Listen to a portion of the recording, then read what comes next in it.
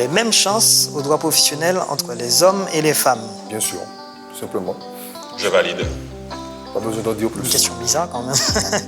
Oui. On ne devrait pas avoir de discrimination dans ce sens. Aujourd'hui, pour accéder à un poste, on parle de compétences et d'expérience et de mérite à la limite, mais on ne parle pas du tout de sexe. Donc pour moi, c'est une question elle est hors propos en 2021. Salaire des femmes inférieur à 19%. Je ne suis pas d'accord, parce qu'au même travail, au même titre, on devrait toucher la même chose.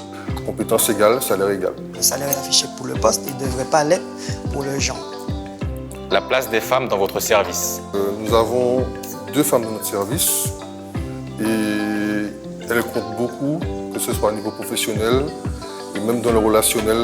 Elle s'appelait Madame Ulinda Gelotte. Dans le service informatique, c'était la matriarche. Dans mon service, on a 2 femmes. Une qui est chef de service et une qui est au même niveau. Je suis le seul homme, ça se passe très bien. Je pense que si c'était moitié-moitié, ça aurait été très bien aussi. Si ça avait été plus d'hommes que de femmes, si c'est des gens compétents, ça aurait été très bien aussi.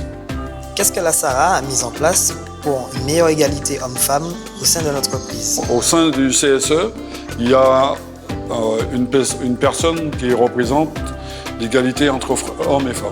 Elle a mis en place la sensibilisation sur le sexisme, par exemple, qui est un événement parmi tant d'autres.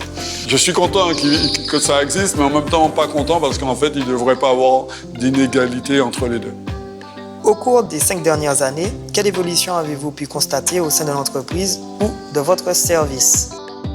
On a effectivement embauché beaucoup de femmes, je trouve ce qui est une bonne chose, parce que la société SARA était beaucoup plus masculine. Métier d'homme et métier de femme. Ça n'a pas de valeur pour moi. Il y a des métiers, tout simplement. Un homme peut faire un métier dit de femme et une femme fait un métier dit d'homme. À SARA, aujourd'hui, on a bien l'exemple.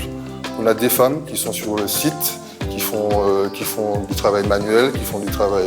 on a des hommes qui font du travail dit de femmes, dit de bureaucratie. On a des femmes qui sont camionneurs. Donc aujourd'hui, clairement pas.